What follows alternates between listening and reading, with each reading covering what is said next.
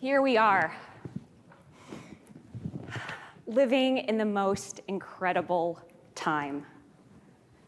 Advanced and innovative AI technologies are changing the way that we think of ourselves, interact with each other, and the world. Despite the promise that AI brings, it's said to revolutionize healthcare, we have to keep in mind the challenges that exist, especially when it comes to AI adoption and deployment. People and organizations are very reluctant to change, especially in healthcare where the environment moves at glacial speed. Today, I am very excited to share the stage with my esteemed panel, who will share their insights and experiences in AI adoption and deployment, working with transformative technologies. Gentlemen, would you like to introduce yourselves? We'll start with Thanos. Thanos Karras. I'm with Bayer Healthcare. I'm the head of Americas for the digital solutions business. And contrary to the popular belief, even though my name is Thanos, I'm not an Avenger. I'm actually an advocate, and I'm an advocate for the use of platforms for deploying solutions into the provider space. And we at Bayer make more than aspirin, by the way. Sal. My name is Sal Lo.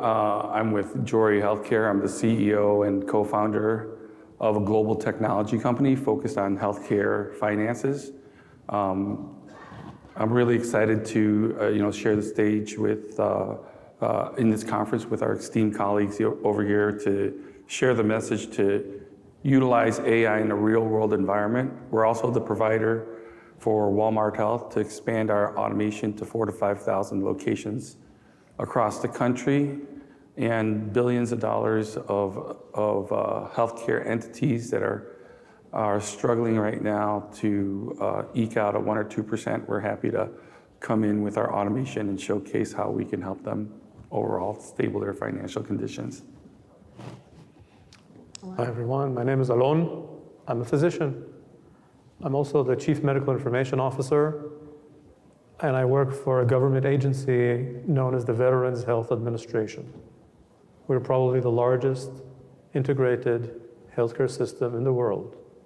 We're looking at 130 healthcare systems on the continent, in continental US and outside of continental US, taking care of about 9 million veterans.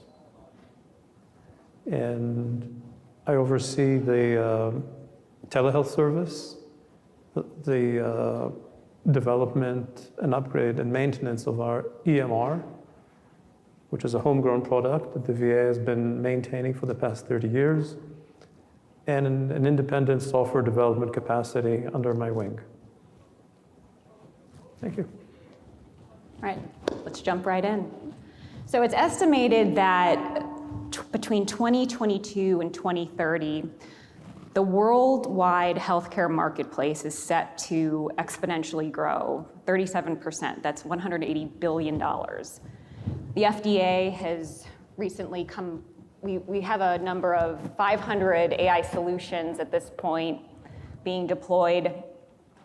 So I'd like for everyone to share their initial thoughts on AI adoption and deployment, and maybe share some AI solutions that are making a positive impact in your domains. So recently, I was in a conversation with a neurosurgeon, and we were negotiating the terms of a collaboration agreement. So 20 minutes into the discussion, he gets a page in his phone. So he takes the phone out of his pocket. He looks at some images, and he goes, "Thanos, I'm sorry, I need to go. I have a 25-year-old stroke patient that saw through the door." So that's the moment that is capturing your attention, right? It's between life and death. Here you're talking about a business discussion, right? And it is a life and death situation that you're finding yourself into. And obviously, for him, I mean, he deals with that, on a daily basis with situations like that. For me to find myself in that space is like, this is why we do what we do, right?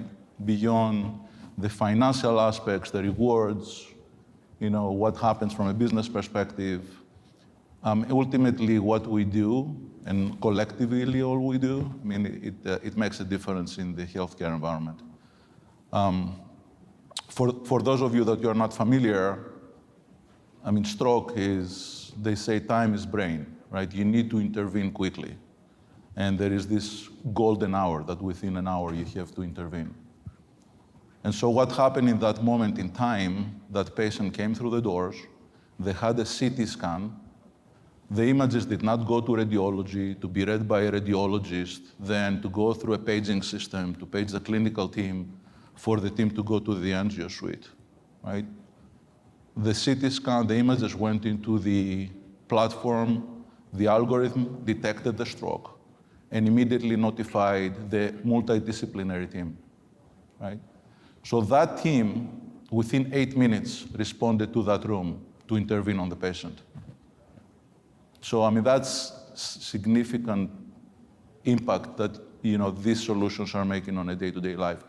We talk a lot about generative AI and the impact and how do we process data and how we process reports and the legal aspect and the non-legal aspect. When you talk about the pixel-based AI in the medical imaging, there is solutions out there that they bring benefit today to institutions. So that's something that made it very real for me. And kind of to segue off of that, my brother's a neurosurgeon and my sister is a neurologist, so I really understand exactly what you're talking about, and I actually built the hospital to facilitate that type of a care. And so the statement was 500 different types of AI companies out there providing different pieces and tools to address patient care or diagnostic care to automate some of these processes to streamline the patient journey. And as a global technology company with the ability to create those tools, it's hard for me to see my brother do all of those things and stay in my lane, okay? And where my lane is, where I feel like I could have the most impact, is coming in and putting out the fires in the administrative process as patient journey goes through the door. Do I want to reach out and solve the problem of advancing stroke care? Absolutely, and I know a lot about it because of my family. At the same time, there's so many innovative companies out there pushing that envelope, and if I diluted myself, I'm not going to be able to deliver the impact that I feel that could fund that stroke research and development. Can I enhance it and advise it? Absolutely, 100%. But when you look at overall how you're rolling up into the automation, if there's any takeaway, my focus here would say, stay focused on where your specific skill sets are, and think strategically and be an entrepreneur. Yeah. Take a risk on it. When you have all of this noise and clutter, you might be like a dog to a bone chasing this, that, or the other thing. Check yourself and see where your strength is and see if you could deliver something to the community that could impact the most. And Sal, if I can echo what you said, and this is, I have an old statistic and you might have the recent numbers from the administrative side, but I remember years ago when I was looking at the numbers, there was something like 12 cents on a dollar they go in actual care. There is so much administrative heavy lift in healthcare right now, right? So, I mean, taking that some of the burden out in the administrative aspect obviously gives room for, the clinical side as well. Absolutely, it all ties together. When you have a nurse trying to check eligibility on a patient and rush them through the ER, why is that nurse doing that, right? And if you see where you can make the most impact, and that's where I feel like our organization can, then trying to stay in the lane, although how difficult it is to reach out there, gives you an idea of your trajectory and what your impact would be. So I work for a government agency, very large one. So there is a lot of interest in deployment of AI and ML, and decisions and discussions happen at different scales. So starting at the top of the person who stands at the head of this administration, otherwise known as the President of the United States. So December of 2020, there's an executive order that is titled to promote the use of responsible AI throughout the US government and bringing managers and staff in line with the use and implementation and incorporation of machine learning and algorithms into the workflows. That's the mandate. Shortly afterwards, the National Artificial Intelligence Institute is being set up within the Veterans Health Administration. Notice it doesn't say the VA Artificial Intelligence Institute, it says the national. They have a full mandate to deal with any government agency. We are their administrative home, and obviously we have a good amount of dealings with them. They set up centers of excellence across different healthcare systems across the US. There's the Office of IT, which is almost like an agency within an agency that is supporting all the hardware needs and software needs for the enterprise. Most recently, in October 21, Palantir was brought into the Veterans Health Administration. And that's a very powerful modern data platform. You can write code on it. You can use low code, no code. You can deploy applications. You can build machine learning models. You can model data, simulate, very sharp edge. So all these things have been happening at large scale, but working in my scale, in my healthcare system, the fact that we brought Palantir on board doesn't automatically translate into deployment of models. Usually this is a good start, but that's exactly what it is. It's a start. And if I were successful in the past few years, is because I was able to bring in alignment to one focal point, the ability to have the clinical mindset, the operational mindset. I understand all the stakeholders. I have the capacity to write software and guide others in writing software such that we do converge onto a solution, and then we can chain all the assets that we have negotiated for by leveraging the VA's corporate data warehouse, getting servers, having processes to ETL data, visualization. Oftentimes you need not just to build an application, you need to communicate the results of your analysis, and so on. And I was successful when leadership was aligned with a good target to hit on, business stakeholders were on board, and it didn't really matter whether I used machine learning, linear models, or simulation. It was usually a very powerful impact. So at my level, it is that ability to marry into a single focal point all the requirements to get something off the ground, and it's extremely impactful. That's been my experience, but it takes a good amount of work to leverage this thing. If my leadership wants to have a center of excellence in AI, you need to negotiate for resources and staff. It's not a prepackaged thing. It takes a good amount of work, but there's a good amount of interest. Well, that leads me to my next question. When we're talking about challenges in healthcare, I mean, we're universally dealing with an unprecedented staffing shortage. We have reduced reimbursements. We're dealing with underserved patient population and a constant pressure to optimize revenue. I see this in my organization, my background. I currently work for Mercy Personal Physicians as the Director of Operations. In my past experience, I have 10 years of experience working in business and operations for Johns Hopkins Medicine International and Johns Hopkins Hospital. And the challenges that pervade today have been long-standing.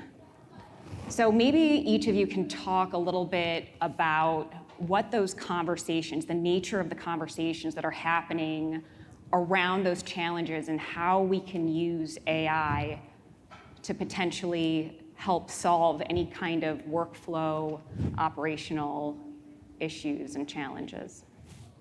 Can we get a quick poll? How many are physicians in here? Do we have any physicians?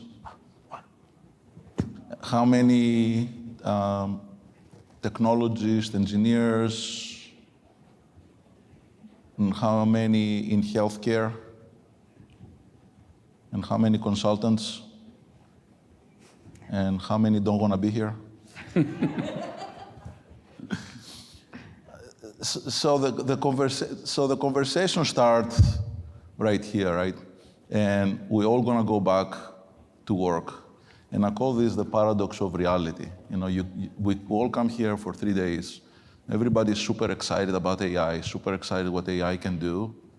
And then we go back into our own routine and our own businesses, right? And especially if you work for a hospital system, I mean, you know, I mean, the cogs of the machinery are like very slow to turn, right? Whether you are Hopkins or Mayo or the VA, I mean, it's extremely difficult to change process and to kind of instigate change. I think that, you know, what we have seen from a success perspective and what has worked is when people are engaged and you have, I mean, it's the obvious, right? You need to have champions within this organization. So from the clinical side and what I experience and I see, the conversations happen at different levels. They happen at the specialty level, when you have like some strong leaders that they identify tools like, you know, the case that I shared with you in your neurology space, where neurology will, you know, drive the conversation and they will bring the tools in. And in some cases, you have the C-level suite that sees that this is important, and they have the governance committees, you know, they're doing a top-down kind of approach. So right now it's all over the place. It's like, you know, it's like grassroots efforts. It depends on the institution. And we're talking about providers. If you are a small regional hospital, you know, it might be more grassroots efforts within your own institution. If you are a bigger conglomerate or an IDN, it becomes more a C-level discussion. But always in the clinical side, there's always obviously the discussion, you know, what's the return on investment, what it will do. And obviously, I mean, the biggest concern is the impact. You know, how will it fit in the workflow? You know, will it change the way that we operate? And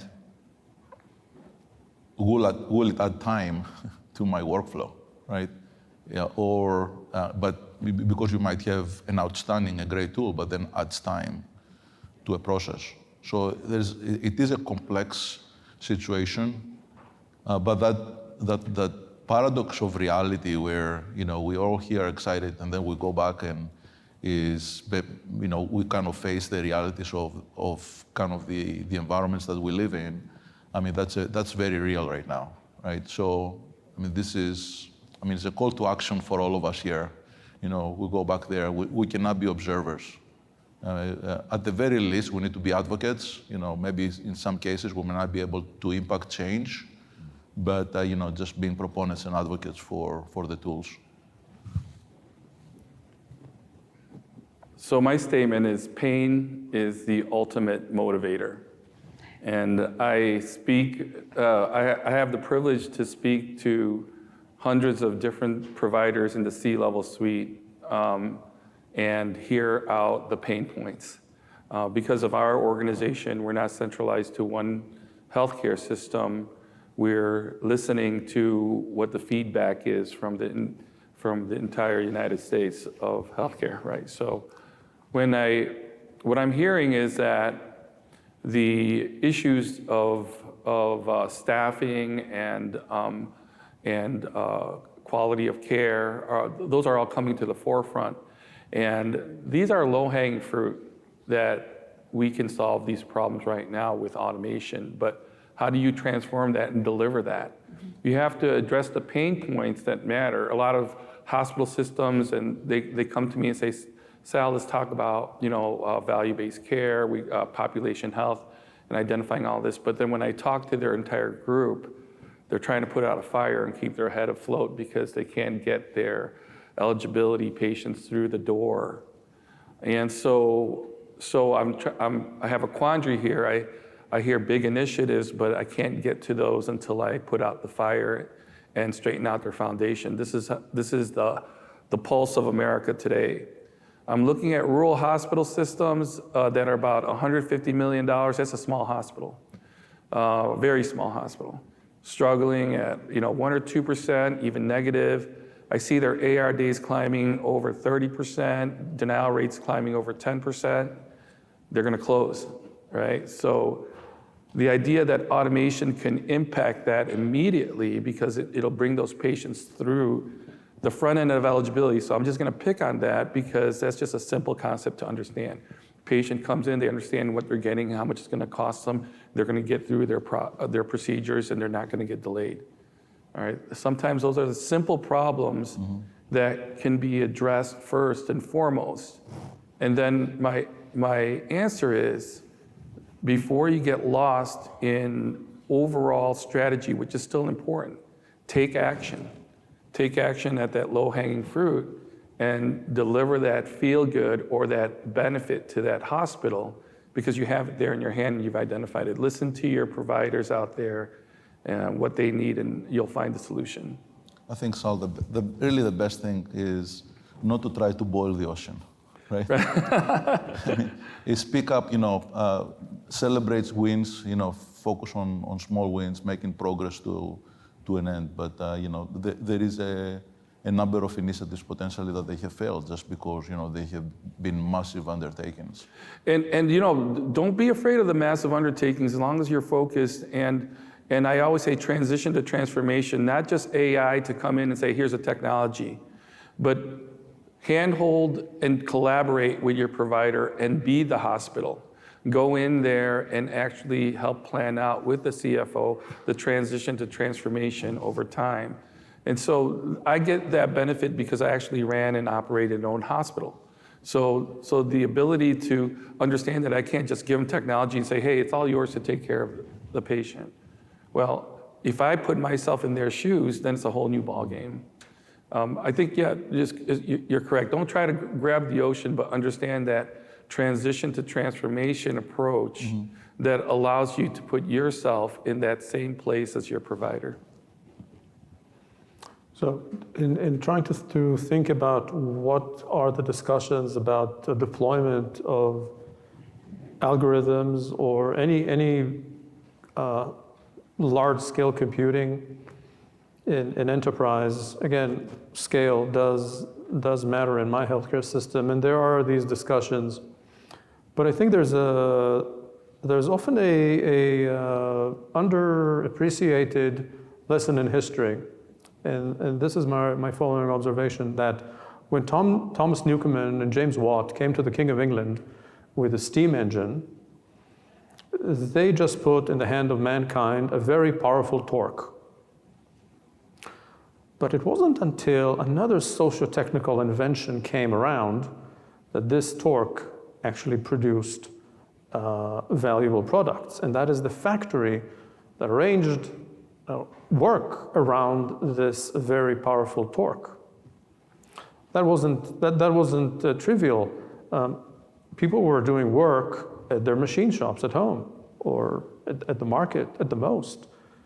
The advent of the factory made a major change, socio-economical one, in history, and really led to the Industrial Revolution as we know it today.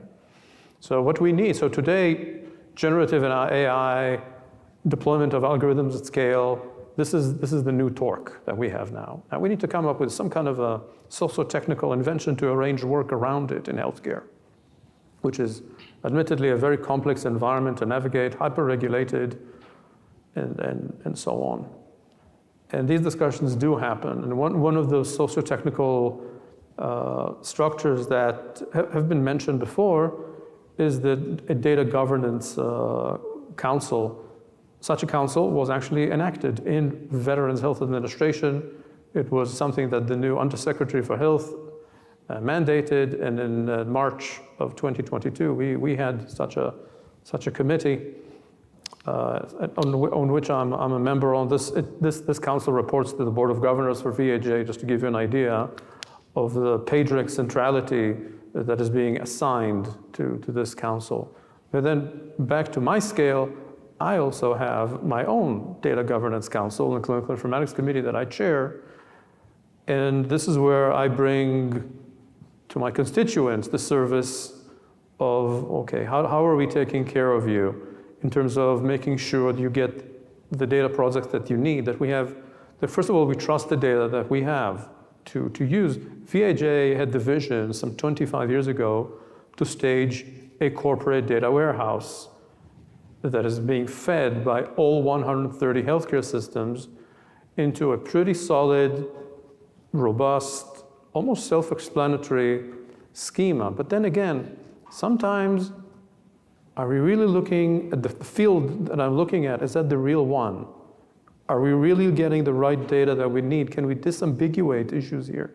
So now we're getting into a clearly data governance topic of, do we have a unified business glossary for the enterprise that we can commit to the quality of the data? Quality of data is another thing that we deal with, as like many others. We are living in an age of connected devices already. There's a lot of healthcare devices that communicate directly with our EMR. So there was recently an issue we dealt with one of the devices would update our EMR with its own default values. So this is clearly a governance issue.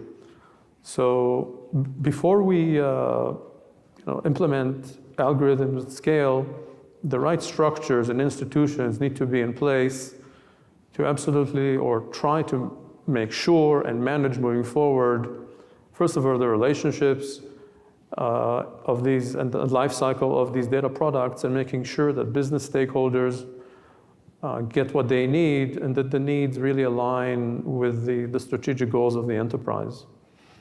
So we're getting there. It's a process, but it's happening. I love this.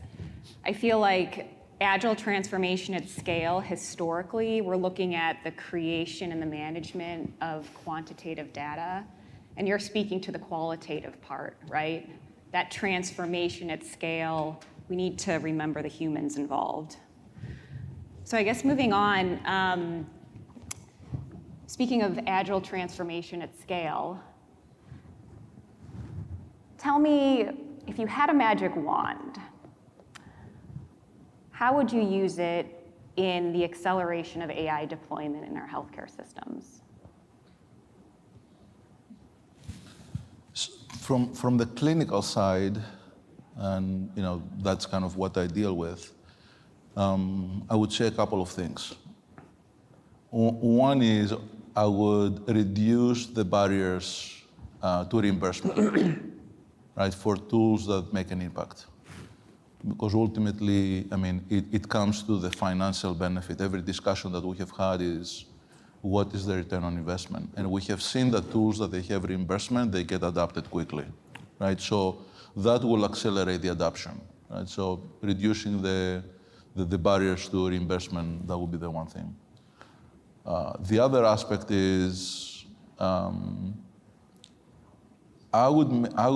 it goes to change management. It's like, how do you create leaders that they are not bystanders, but they are advocates and they are orchestrators for AI, right? So how do you take that leadership, the top of the organization? So magic wand one, reimbursement. Magic number two, engaging C-level executives. Those are my magic wands. I got to echo that in the idea that if we had taken what we have today, that opportunity of automation that we have today, and we put it back in history, would you have humans doing a computer's job? That's what I think on the administrative burden. You're trying to have a human do all of the complex tasks of trying to keep up with all the rules of that reimbursement you're talking about. So a magic wand would go, yes, the AI deployed where a C-level person actually took a chance to take an automation and say, take that risk. And I say take a risk. What do you have to lose at that point? I'm not talking about global AI to make sure that AI is doing the right job as a doctor or clinical care. That requires a lot of structure around it. But there's a lot of low-hanging fruit right now that could have been avoided, and you're talking about billions of dollars of losses. And when I say billions, it's no joke. It's like $8 billion just to answer denials in the United States. That's not money that's owed to by the provider or that is owed to by the payer. It's money that we just waste because we have to burden the administrative task of billing and collections. I want to echo what Thanos and Sal said about leadership. Admittedly, my leadership is navigating a very complex terrain. The tyranny of geography is still upon us. Much of my healthcare system is rural, so that comes with its own challenges. We're also accountable to Congress. We're in the public eye, so that lends another layer of complexity management typically most healthcare systems don't deal with. If I had a magic wand, I would like to bring my leadership an inch closer to me and to my analysts, such that the communication is better in terms of understanding the jargon that we're using, because to the extent that language defines thinking processes, there's a lot of jargon and terms that we analysts are using that might be foreign to my leadership. I recently got a glimpse of this when I basically wrote a simulation for a problem in my healthcare system. And it worked phenomenally well, and it was very much well taken because they could relate to it. They understood it. It was a very big deal. But let's say that I don't work for VAJ. Let's say that I work for Northrop Grumman or Boeing or Rockwell International, okay, or even Costco, to leave the defense area. Simulation would be an afterthought. Of course, we don't commit dollars before we see something, of where this might be going. So this is where there's a bit of a gap that I would like to make a little bit smaller, because if I were successful, it was typically when I had a full tailwind of my leadership to run with the ball. And if you understand the capacity of what compute can do for your organization, be it simulation, machine learning, linear models, interactive visualizations is fine too, to convey a concept. It's a very powerful tool to use. So I would like to bring my leadership closer to my world. That would be my magic wand. And Alon, I think to the left and to the right, you guys are already magic wands, right? Because when you get the opportunity to actually make that difference because you're impacting such a large system. And that's what I tell the CEOs. Do you understand that you have a responsibility here, that everyone's talking about AI, but you could actually move the needle, right? And so if you take action to bring your team to understand your vision, to actually execute that, and it's not something that you tell them once. I'm dealing with thousands and thousands of employees, right? You think if I tell them once that they're going to do it? I have to constantly get them to believe in the vision, to execute the plan. And then if I have them repeat it to me, I'm wondering if I'm hearing the same thing I told them a while ago.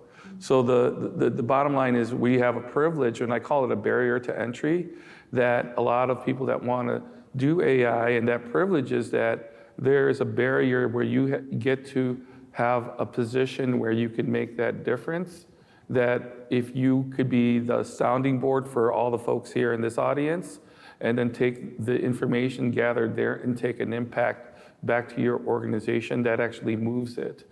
And that's where I feel like, if I could focus on the things that matter most when I'm hearing all the hospitals, and be able to drive that magic wand, because I have the opportunity that I can't take for granted to be able to say, hey, let's move the needle, and just be as humble as possible, roll up your sleeves and work with them. And I think that's been a mantra of our success as well. Well, it looks like we have a few minutes left. Would each of you like to share some final thoughts? So regarding the adoption and the deployment and getting that at scale, and I look again from the clinical perspective, to deploy one clinical app within a hospital, it might take anywhere between 9 to 12 months. I mean, this is an arduous process.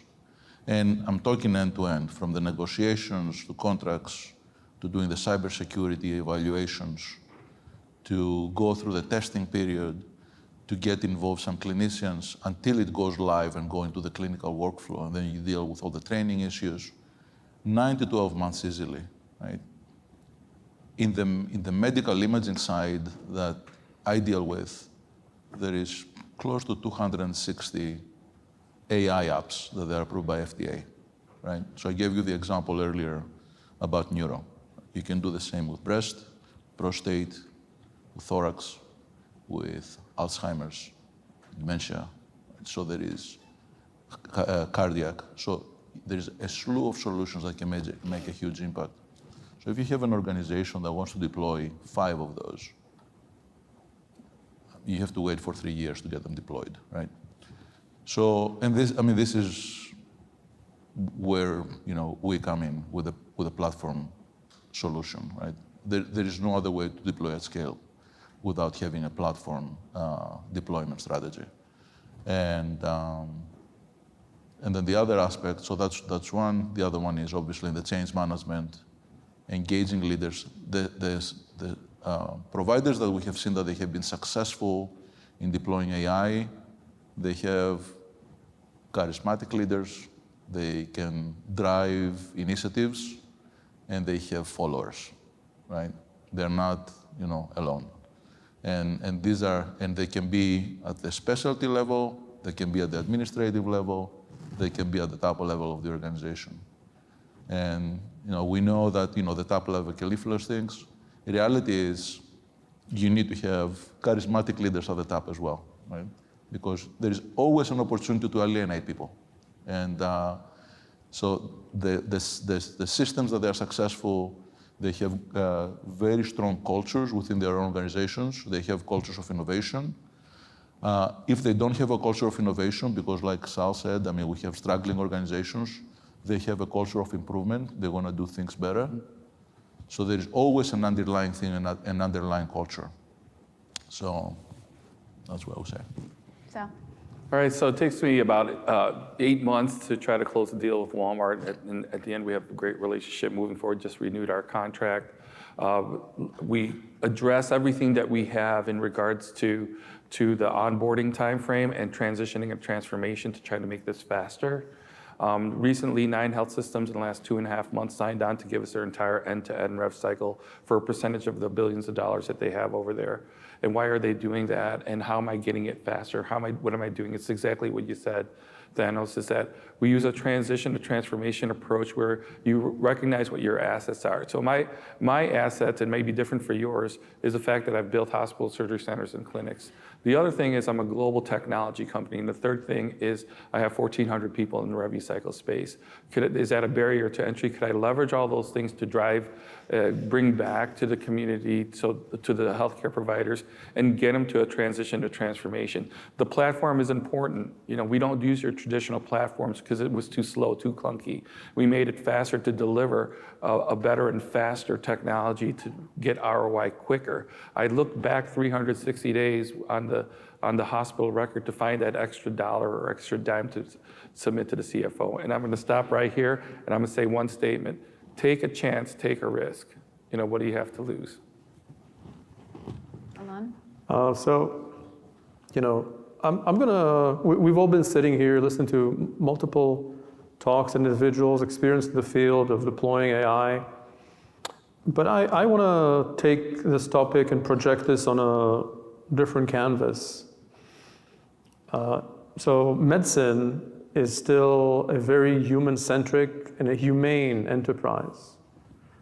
And I think we had better leave it at that and keep it so. We're definitely not ready to, you know, hand off the keys to the machine to drive, no matter how much scalability we're going to get. And indeed, the only problem in healthcare today is how to scale.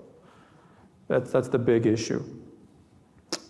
But I think it's this moment in time that we can actually think for a minute about what kind of healthcare system we want to have. And namely that this technology will have political impact. In political, I mean it would change the power balance between the various stakeholders in healthcare system, namely patients, clinicians in the field, and leadership. Also needs to be appreciated that every technology has values, and there's no technology that is sort of quote unquote politically agnostic. It's been the case, and it's got to be appreciated that the values of this technology will become manifest and dominant the more we use it. Case in point, the use of the electronic medical record that was introduced some 15 years ago and has been mandated by the Affordable Care Act. This technical change had altered the relationships between patients and doctors, and has altered the power balance between leadership and clinicians in the field, and there's no recourse. Interestingly enough, we can make two observations. One, that we're very quick to adopt technology, but more importantly, we're also very quick to acquiesce to any social change or technical change in order to make the software work for us. So we're signing up for this technology. We don't really know what we're signing up for, but we're going eyes wide shut. We physicians got burned. I mean, this has been documented that physicians spend time in front of their computer much more than communicating with their their patient. And there's numerous other examples. I just picked one. So it's a good opportunity to think about what kind of healthcare system we want to have, what kind of relationships we want to cultivate. Maybe the efficiency-only yardstick or bottom line-only approach needs to be supplemented by some other features. I would just conclude that, in another humane vein, at the end of the day, it's really all up to us. Thank you. Well, it closes our session for today. Thank you all so much for joining us. My name is Amy Zolotow. I was the moderator today. I want to thank my panelists, Thanos, Sal, Alon. Thank you so much.